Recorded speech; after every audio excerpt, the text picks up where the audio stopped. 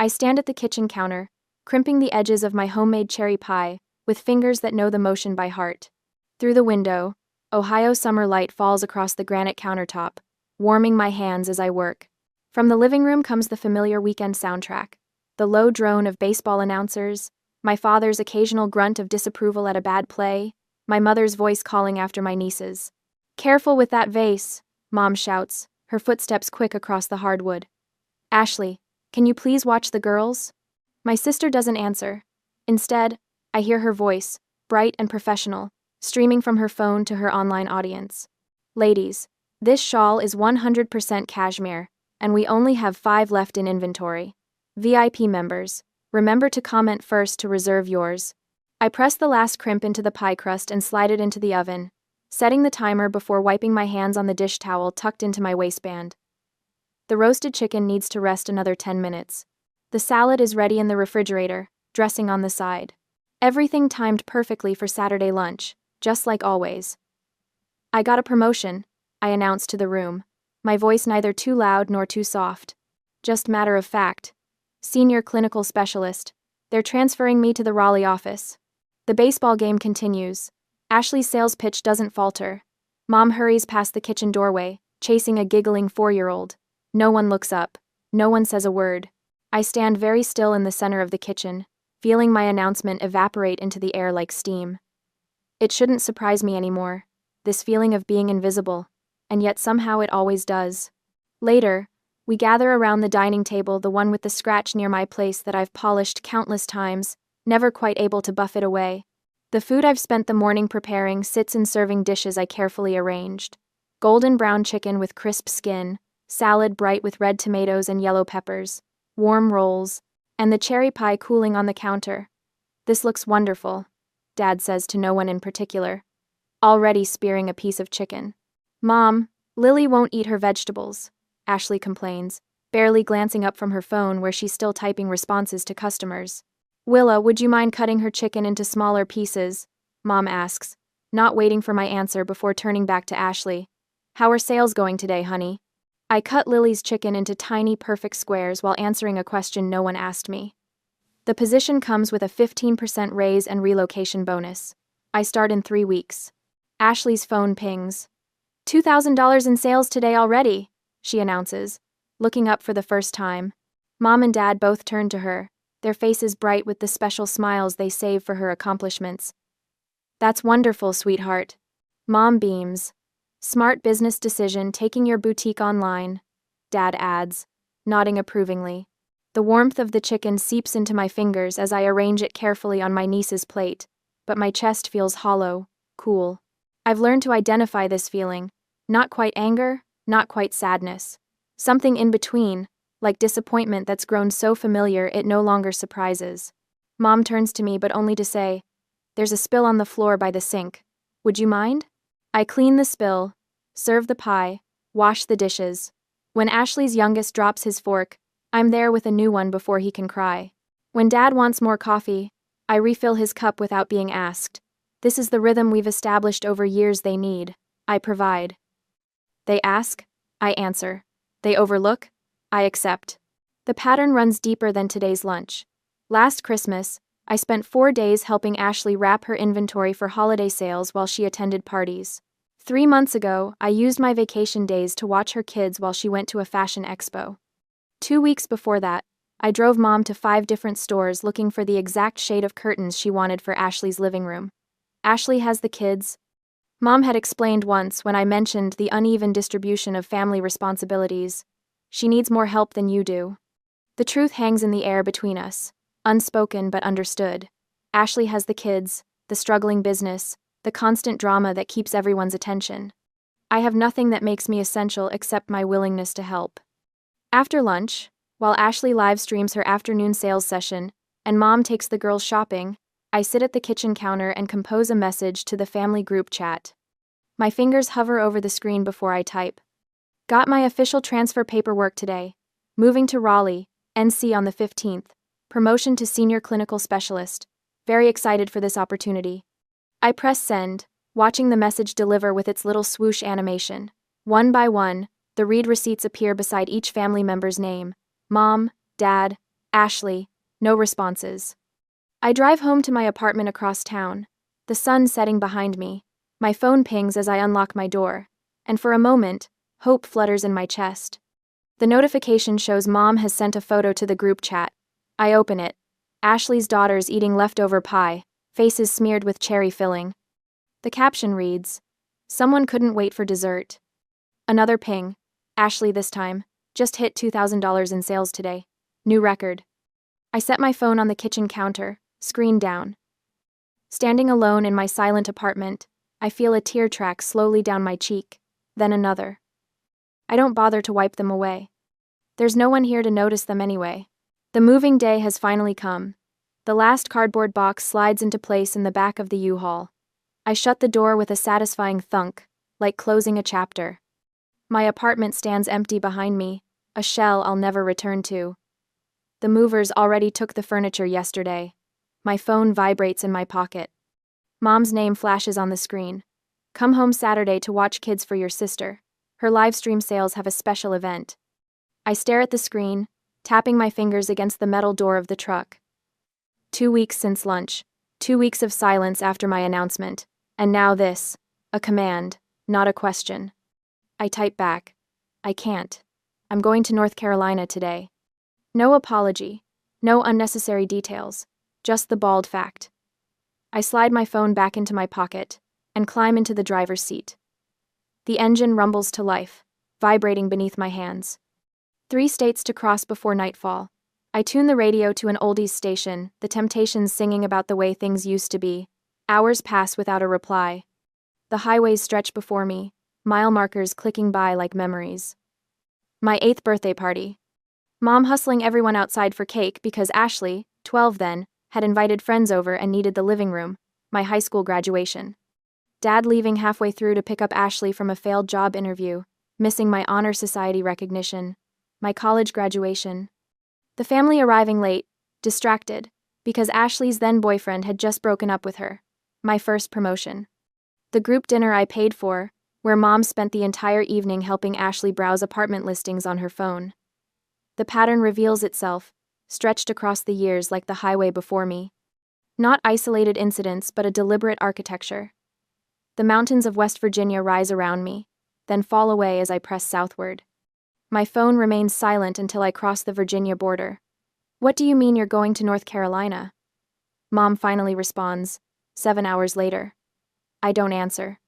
Let her wonder for once. The radio shifts to Billy Joel singing about moving out. I turn up the volume, one hand steady on the wheel as the landscape changes around me. By sunset, I reach Raleigh. The air feels different here, warmer, fresher somehow. I park outside my temporary apartment complex, climb the stairs with my overnight bag, and fall onto the bed fully clothed. For the first night in 28 years, no one knows exactly where I am. The thought feels dangerous, exhilarating. 3 weeks later, I'm settled enough to recognize my kitchen cabinets in the dark. I've learned the fastest route to work and found a coffee shop that remembers my order. Small victories in a foreign land. My phone lights up one Sunday evening, a notification from the family group chat. Family party this weekend. Aunt Susan turning 60. Come early to set the table and help with kids. Mom again. I stare at the message, a familiar weight settling on my chest. They've completely forgotten, or they're pretending to have forgotten. I'm not sure which is worse. I don't respond. Saturday comes. I spend it unpacking my last boxes, arranging books alphabetically on shelves, placing framed photos of places, not people, on my walls. At 3:17 p.m., my phone explodes with notifications. Where are you? Mom's text shouts in all capitals. Everyone's asking about you. Dad, chiming in unusually. We saved you cherry pie. Ashley, with the least subtle bribe in history. Then, at 5:42 p.m., the incoming missile. I never thought you'd be this selfish. After everything we've done for you.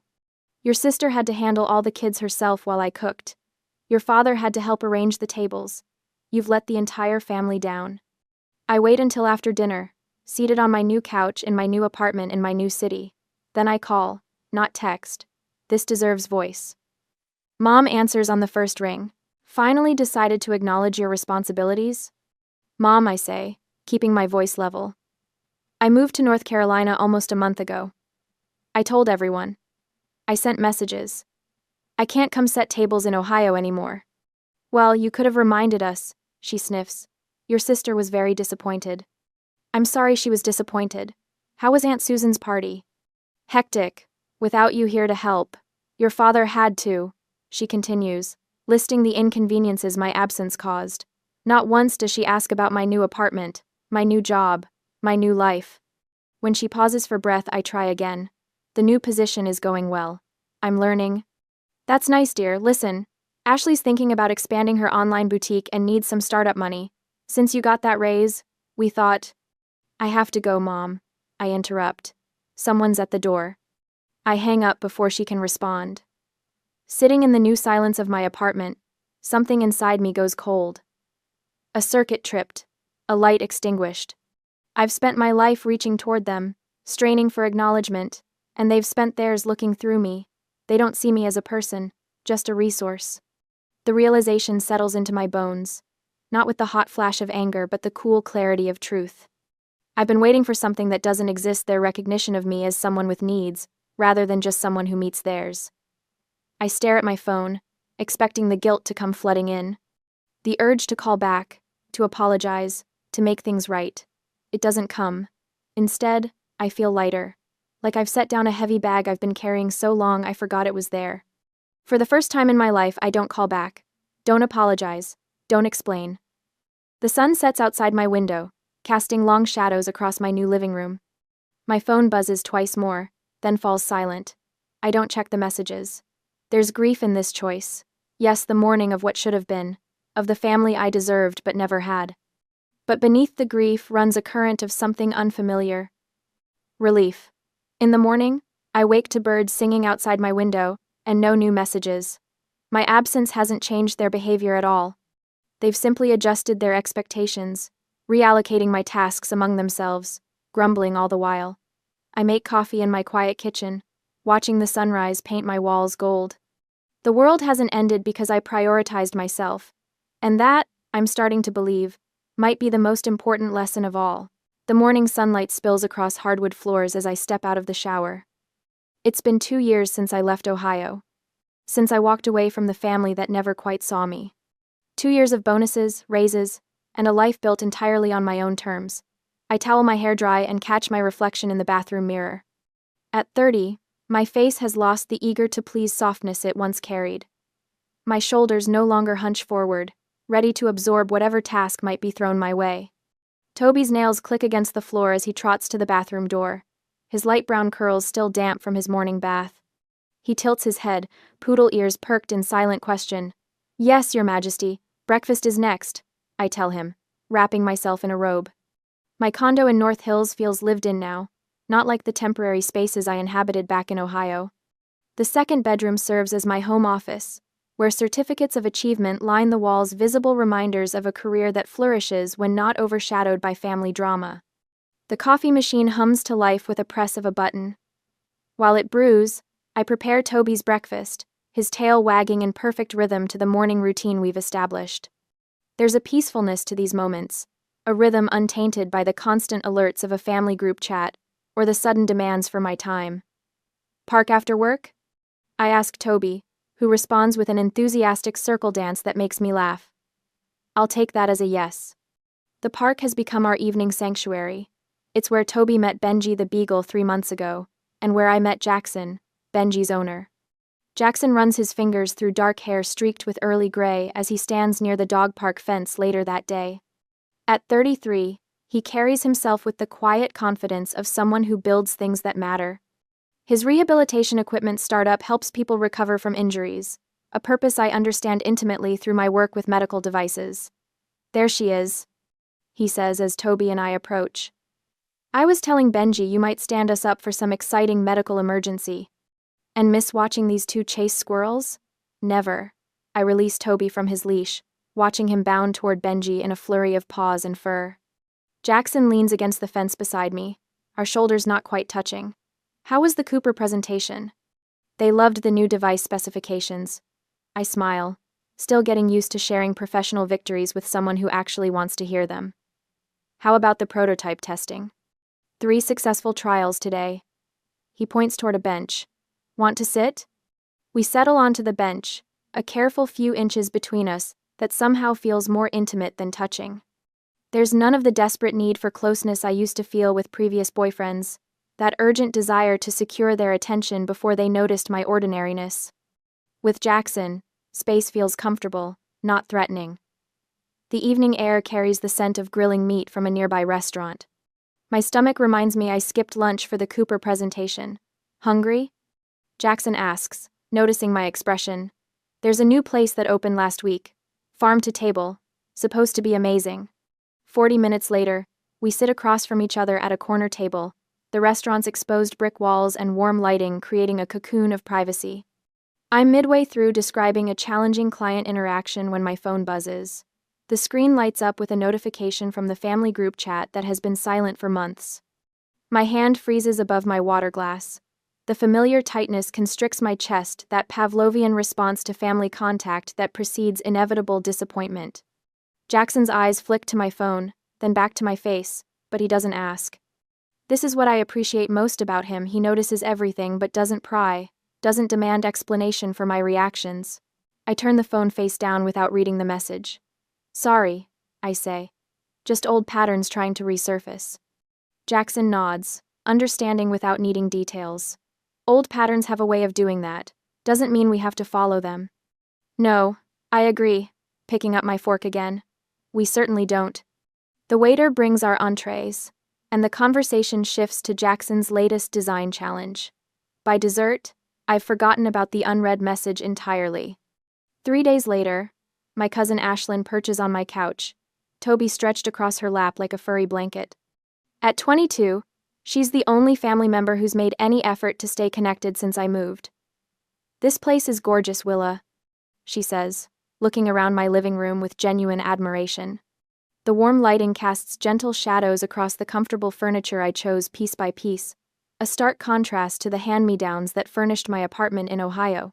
Thanks. It took a while to get it just right. I hand her a glass of wine, settling into the armchair opposite. How's the cross-country adventure going? Exhausting but amazing. Ashlyn scratches behind Toby's ears. I've hit 12 states so far. Raleigh was definitely worth the detour, though. It's nice seeing you. Happy. She says the word like she's discovering it applies to me, and perhaps she is. The Willa she knew in Ohio rarely had cause for happiness. I am happy. I confirm, surprised by how easily I can say it now. Work's going well. I have friends, Jackson. I trail off, feeling my cheeks warm slightly. He seems great, from what you've told me. Ashlyn reaches for her phone.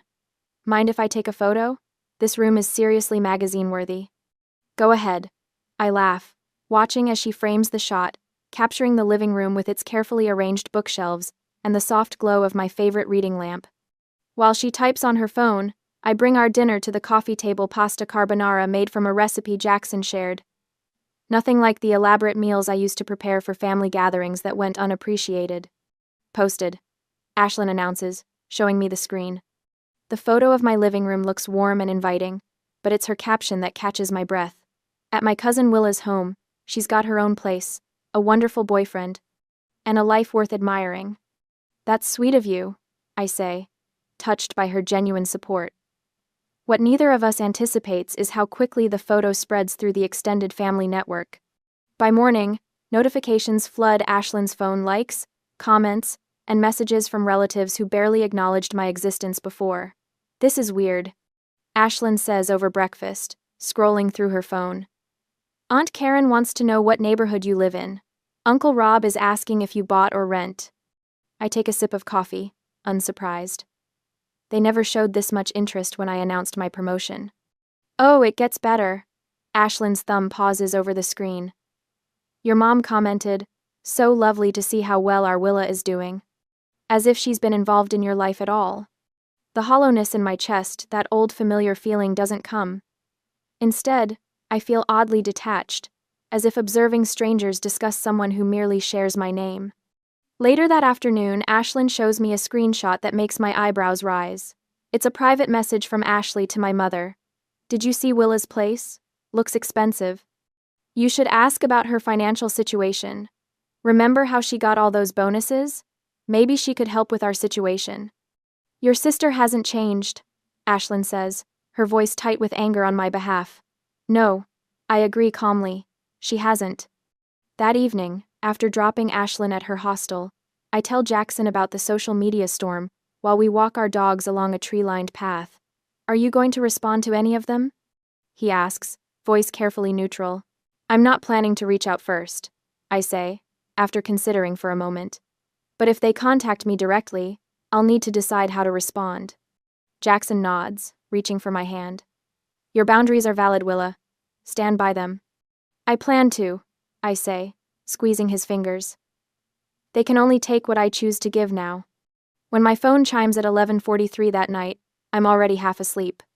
The screen illuminates with a message from my mother. How have you been, honey? Your father and I miss you so much. Before I can process this sudden affection after 2 years of silence, another notification appears. Ashley this time. So happy you're doing well. Your place looks amazing. My heart rate accelerates as I sit up in bed, Toby lifting his head from his cushion in concern. 2 years of silence, and now this flurry of sudden interest? The final message lands like a bomb. We already booked flights from Columbus to Raleigh. We'll arrive around noon tomorrow. The kids can't wait to see their aunt. I stare at the screen, suspended between disbelief and a ridiculous flicker of hope. Maybe they've changed. Maybe they finally see me. But their timing, right after seeing evidence of my success, tells a different story. My phone rings, Jackson's name appearing on screen. I answer, my voice steadier than I expected. They're coming tomorrow, I say without preamble. All of them. They've already booked flights. His breath catches audibly. That's sudden. Very. What are you thinking? I consider the question, sorting through the tangle of emotions. I'm thinking they wouldn't be coming if Ashlyn hadn't posted that photo. Probably not, he agrees. There's a pause then. If you feel ready, see them. But don't let them make you feel guilty again. As I set my phone down, I realize my hands aren't shaking. The panic I would have felt 2 years ago has been replaced by something cooler, more calculated. They're coming to my territory now, into a life I've built without them. And this time, I make the rules. I arrange the last throw pillow on my sofa, smoothing the fabric with a deliberate touch. The room is perfect, every surface gleaming, every object precisely positioned. This is my space, my home, my rules. The doorbell rings at 12:15. I count to 10 before answering, a small act of control that steadies my racing heart. Willa! Mom surges forward, wrapping me in a hug so tight, I can smell her familiar perfume, the same scent she's worn since I was a child. Oh, sweetheart, it's been too long. 2 years and 3 months, to be exact. 2 years of birthdays, holidays, and milestones celebrated without a single call. I return her hug with measured pressure, neither pulling away nor melting into her embrace. Dad stands awkwardly behind her, a box in his hands. Hey, kiddo. His hug is brief, one-armed. His eyes already darting past me to the television mounted on my living room wall. Game's on today, Bengals playing. Ashley appears last, her children racing past her into my condo before I can even greet them. Your place is gorgeous, she says, air-kissing my cheek. The girls are so excited to see their aunt. The girls who barely know me because their mother never bothered to maintain our connection. We brought cake, Mom announces, taking the box from Dad. Chocolate, your favorite. Strawberry shortcake has been my favorite since I was 7. I wonder if she genuinely doesn't remember, or if this is just another small erasure of who I actually am. Thank you, I say, the words falling from my lips with practiced ease. Let me put on some tea. In the kitchen, I hear the television switch on, followed by Dad's satisfied grunt as he finds the game. The girls' voices rise in pitch as they race around my living room, their sneakers thudding against my hardwood floors. From the corner of my eye, I watch one of them grab a crystal paperweight Jackson gave me for my birthday. Amelia. I call out, my voice calm but firm. Please put that back where you found it. Ashley laughs, high and nervous. Oh, they're just exploring, kids, you know. I know they should respect other people's things, I respond, setting the kettle on the stove. In my home, we don't touch what doesn't belong to us. A flicker of surprise crosses her face. The girl carefully returns the paperweight, casting a wary glance in my direction before rejoining her sister. Mom wanders into the kitchen, running her finger along my granite countertop. "This must have cost a fortune," she says, disapproval lacing her words. "Your place is so extravagant." I pour hot water over tea bags, letting them steep. I like my home. "The company must pay you very well." Ashley joins us, leaning against the doorframe. "What's the salary range for someone in your position these days?" I place cookies on a serving plate, taking my time before answering. "Competitive." "But are we talking six figures?" Her voice is casual, but her eyes are sharp. "Do you get bonuses? Stock options?" "The benefits are excellent," I reply, lifting the tea tray. "Shall we sit in the living room?" Ashley's questions continue through our first cup of tea. Does my company match 401 contributions? How much is my mortgage payment? Did I have to put 20% down? Each query designed to assess exactly how much money I might have access to. With each non-answer, her fingers tap faster against her cup, her smile growing tighter. "Dad," I say, during a brief lull in her financial interrogation, "how's your volunteer work with the Youth Baseball League going?" The shift works. For 10 minutes, conversation flows around safer topics. Dad's coaching, a cousin's new baby, Mom's garden club. I notice how Ashley's shoulders tense with each passing moment that doesn't involve my financial situation. When her oldest daughter knocks over a vase of fresh flowers, sending water across my coffee table, I rise immediately. "Girls," I say firmly, "in this house, we sit calmly on furniture. We don't run or jump on the sofa."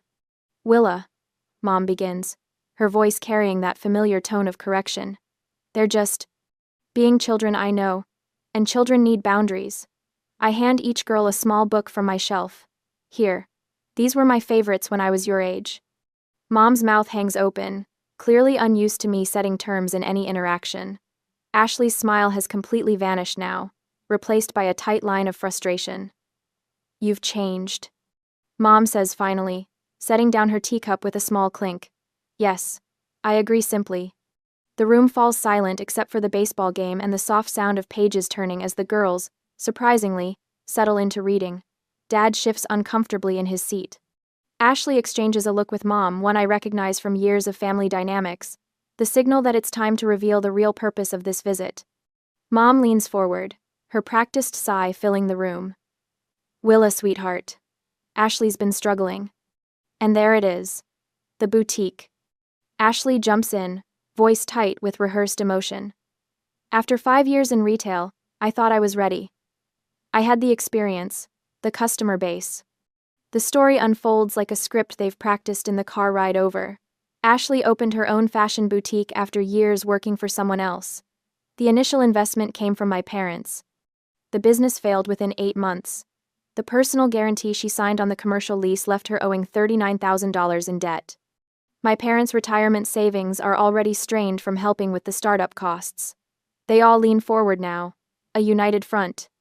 Mom's eyes are wide with concern, Dad's expression solemn, Ashley's lower lip trembling perfectly on cue. "You're doing so well," Mom says, her voice dropping to that special tone she uses when she wants something. "You could sell your condo and help your sister." Dad clears his throat. "You have a boyfriend with money. You don't need 2 homes." They've been here less than an hour and already know about Jackson. Someone has done their research. "Think about the girls," Ashley adds, glancing toward her children. "Help your sister, and the children will have their mother back. I'm barely sleeping with all this stress." The hollow feeling spreads through my chest, a familiar sensation but one I now recognize for what it is. Not heartbreak, but clarity. I watch them with new eyes, seeing the performance for exactly what it is. Their sudden appearance in my life after years of silence, the effusive greetings, the probing questions about my finances, all of it calculated, all of it designed for this moment. A memory surfaces, standing in my parents' kitchen announcing my promotion, the words evaporating into nothing. Another, texting about my move and receiving photos of Ashley's children eating pie in return. Years of being overlooked until I became useful again. Ashley misinterprets my silence as hesitation. "It's not like we're asking for a handout," she says, voice rising slightly. "I'll pay you back eventually. This is what family does. Mom adds, reaching for my hand. We help each other through hard times. Dad shifts in his seat again, eyes darting between the television and my face. Your mother and I won't be around forever, you know. I take a slow breath, feeling the weight of their expectations pressing against me like a physical force. But for the first time in my life, I don't bend beneath it. Something has changed in these 2 years away. Something fundamental. I'll think about it, I say finally, my voice steady. The first cracks appear in their united front. Ashley's cheeks flush with defensive anger. Mom's smile falters, unused to anything but immediate capitulation from me. Dad's attention returns fully to the game, a sure sign he senses conflict approaching. What's there to think about? Ashley demands. We're family. Yes, I think as I look at these 3 people who share my blood but have never truly seen me, we're family. But I'm finally beginning to understand what that word really means, and more importantly, what it doesn't. Willa sat perfectly still, her calm exterior a shield over the storm inside. 2 years of distance had given her perspective, but now, facing them again, she recognized the familiar weight of their expectations settling onto her shoulders. They waited for her answer with the certainty of people who had never contemplated rejection. I've helped before, Willa said finally, her voice even and steady. I've tried for years to be heard, to be loved. All I ever got in return was silence and expectation. She looked directly at her mother, then her father, finally resting her gaze on Ashley. I'm done. Ashley's cheeks flushed pink. But, we're family. You can't just… That word family, Willa interrupted, the first time she could remember cutting off her sister, should mean care and respect. Not debt collection.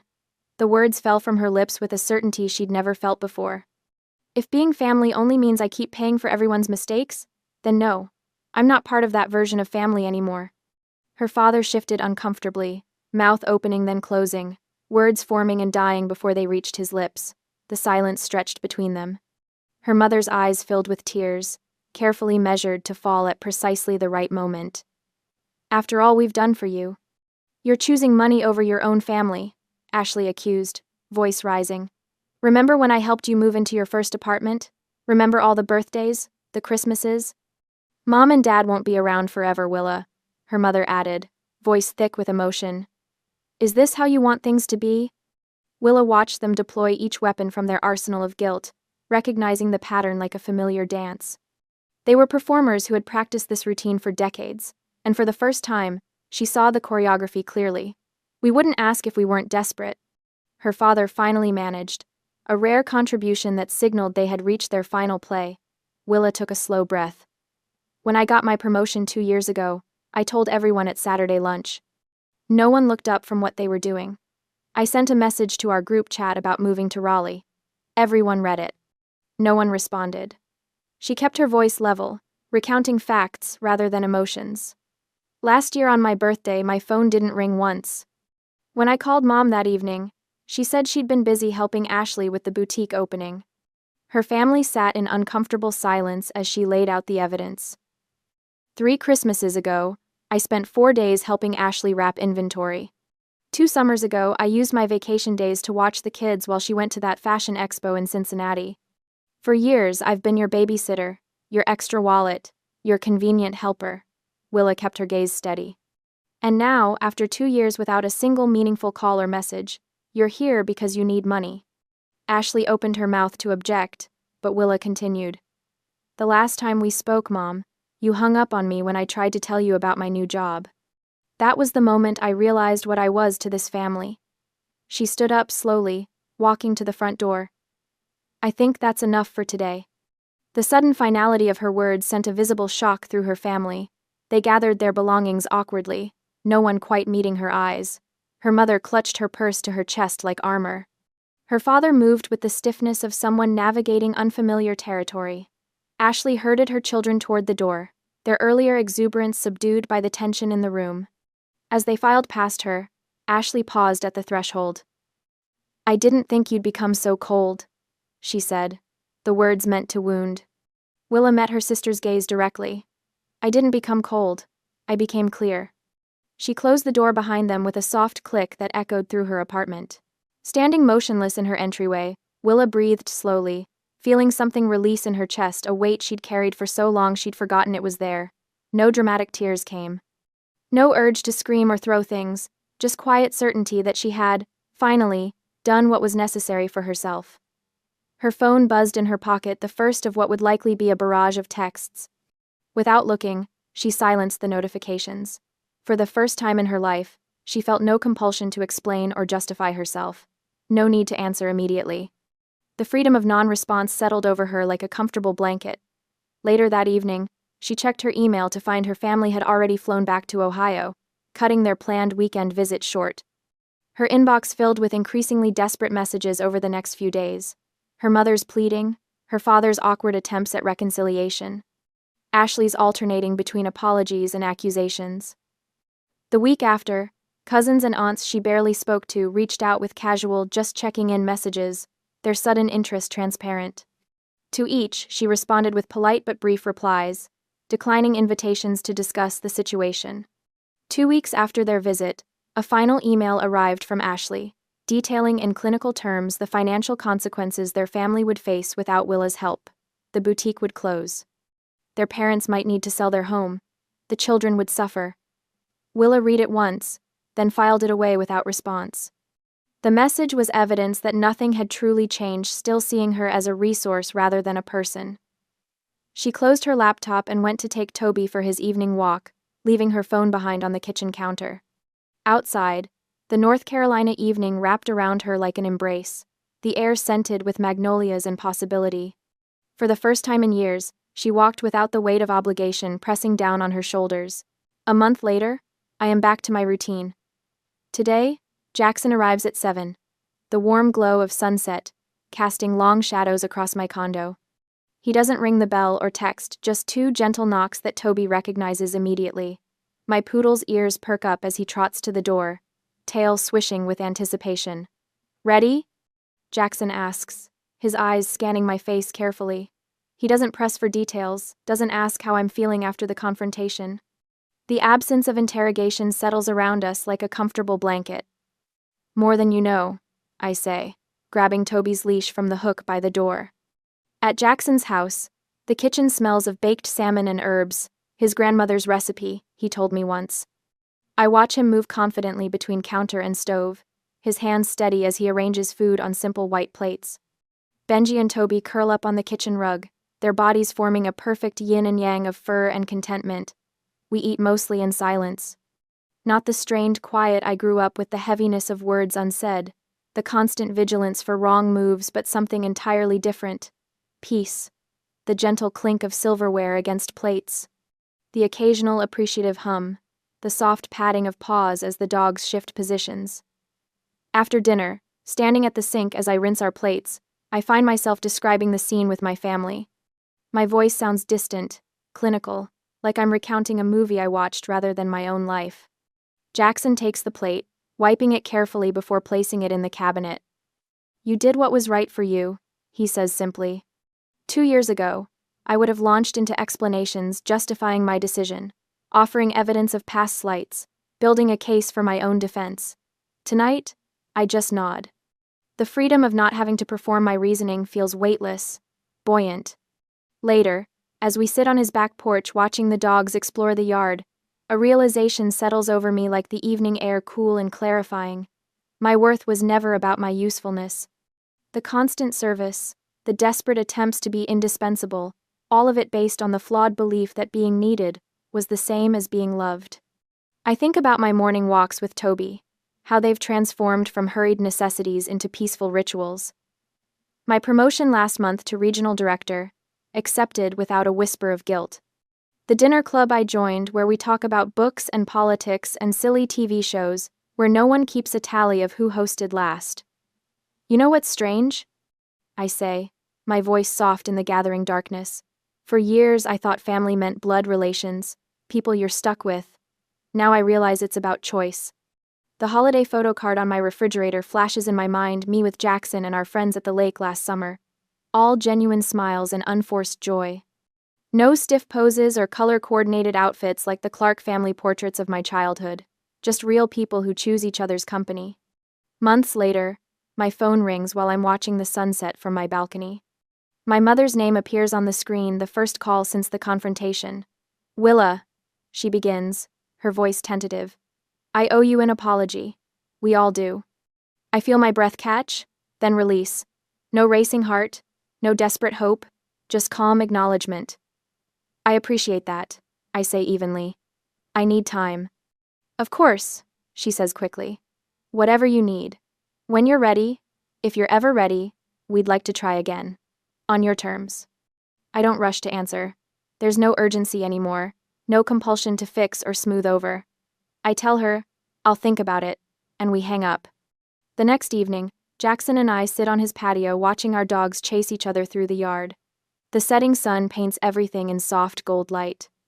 A quiet smile forms on my lips as I observe the peaceful scene we've created together. What?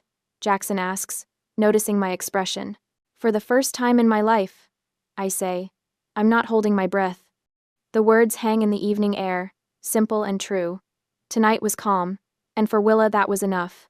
If you were Willa, if your family ignored you for years but came back only for money, what would you do?